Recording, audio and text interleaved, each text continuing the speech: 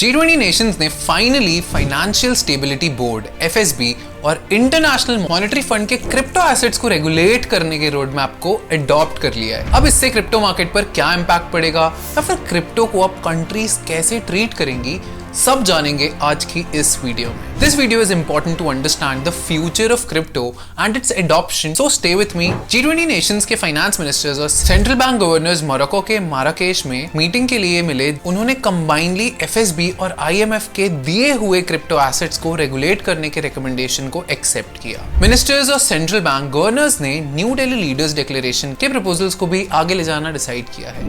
FSB और IMF का suggested road map का फोकस क्रिप्टो एसेट्स पर आउटराइट बैन करने की जगह रेगुलेशन लाने पर था। उनके अकॉर्डिंग क्रिप्टो एसेट्स पर आउटराइट बैन लगा देना पॉसिबल सोल्यूशन नहीं है। इंडिपेंडेंट एक्सपर्ट ग्रुप जिसे इकोनॉमिस्ट NK सिंह और लॉरेंस समर्स लेड करते हैं कि रिकमेंडेड 2-पार्ट रिपोर्ट को भी इस मीटिंग के मेंबर्स ने एड्रेस किया, जिसमें मल्टीलेटरल डेवलपमेंट बैंक्स MDBs के ऑपरेटिंग मॉडल्स और फाइनेंसिंग कैपेसिटीज में ग्लोबल चेंजेस और इसमें ट्रांसफॉर्मेटिव चेंजेस लाने के नीड को भी एड्रेस किया। सिंह और समर्स लेड एक्सपर्ट ग्रुप की 2-पार्ट रिपोर्ट में MDBs के एनुअल स्पेंडिंग को 2030 के $3 ट्रिलियन तक इंक्रीज करने का सजेस्ट किया है और इसमें एडिशनल $1.8 ट्रिलियन क्लाइमेट एक्शन और 1.2 ट्रिलियन दूसरे सस्टेनेबल डेवलपमेंट गोल्स के लिए इंक्लूड करने को कहा गया है। इसके साथ रिपोर्ट में reform, speed of response and private capital mobilisation and prospects for scaling up of the multilateral investment guarantee agency के लिए भी मल्टीपल सजेशंस दिए।